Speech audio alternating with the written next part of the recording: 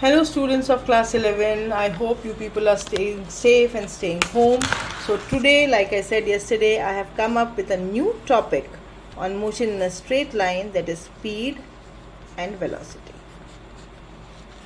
So what does speed tell us? Speed tells us how fast or how slow a body is moving. It does not specify anything about direction. Since it is not specifying anything about direction, it is a scalar quantity. And how do we define speed? Speed is distance per unit time. What is speed? Speed is distance per unit time. And then what should be the SI unit? Meter per second. Dimensional formula LT-1. So what are the next question is, or the next topic, or the next thing which should come to your mind is, are there any types of speed? So answer is yes. So now we'll be discussing on types of speed. The first type of speed is uniform. So when we talk about uniform speed, we should remember that whenever a body will cover equal distances in equal intervals of time, the speed will be uniform. So when is the speed uniform? When a body covers equal distances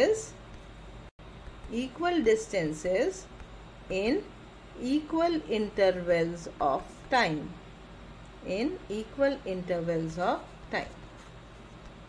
Then what is non-uniform speed then? Non-uniform speed is when this does not happen, that is, a body does not cover equal distances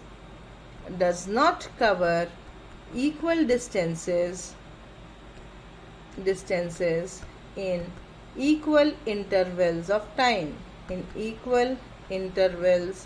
of time. So what are the examples?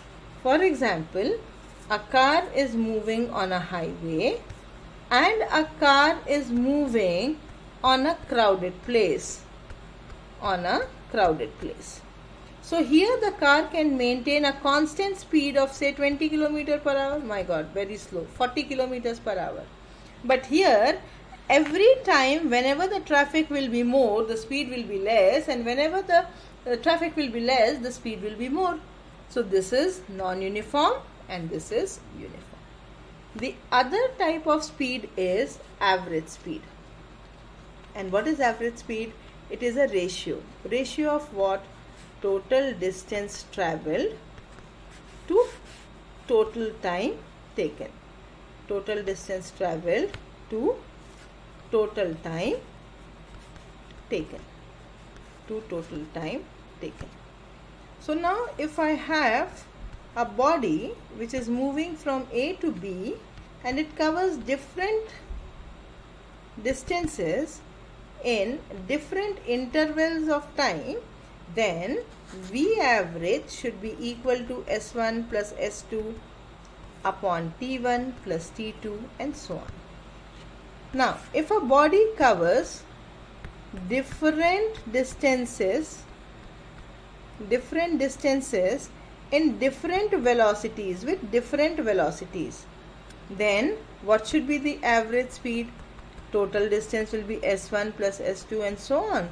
And what is time? Time is distance upon velocity, S1 upon V1 plus S2 upon V2 and so on. What will happen if S1 is equal to S2 is equal to S?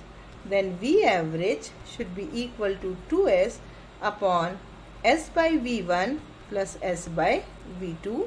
On solving, you will get 2V1 V2 upon V1 plus V2. So these are the direct formulas to calculate average speed just by drawing a simple diagram. The other speed which we are talking about is instantaneous speed. What is this instantaneous speed? Instantaneous speed is generally measured by speedometer and it gives you speed at a given instant. Speed at a given instant. V is equal to dx upon dt. Now what happens if I give direction to this speed? Direction to speed. So whenever I give direction to speed, it becomes velocity. It becomes what? It becomes velocity. So what is velocity? Velocity is nothing but displacement per unit time. Displacement per unit time. So velocity, since it has both magnitude and direction, it is a vector quantity. What is it? It is a vector quantity. The same SI unit remains the same, that is meter per second. The types of velocity also remains the same, that is uniform velocity, non-uniform velocity, instantaneous velocity. The only thing which changes is the average velocity. And what is the formula for average velocity? Final velocity plus initial velocity divided by 2. So this is average velocity. So how can velocity be changed? I said velocity is a vector quantity. It has both magnitude and direction. So what is the magnitude of the velocity? The magnitude of velocity is speed, and it has got direction also. So how can I change the velocity? Either I change the speed, either I change the direction, or either I change the both. In such case, the velocity changes. So when we talk of velocity, we should know that when we are moving on a straight line, the average speed will be equal to average velocity. Number 2, average velocity will always be less than or equal to average speed, but it will never be greater than average speed. Number 3, velocity can be positive, negative, or 0, because displacement can be positive, negative, or 0, but speed can never be negative.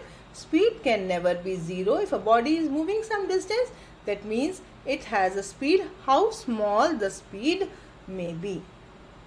So this was all about speed and velocity. In the next class, we will do the numerical part of it. Till then, bye-bye.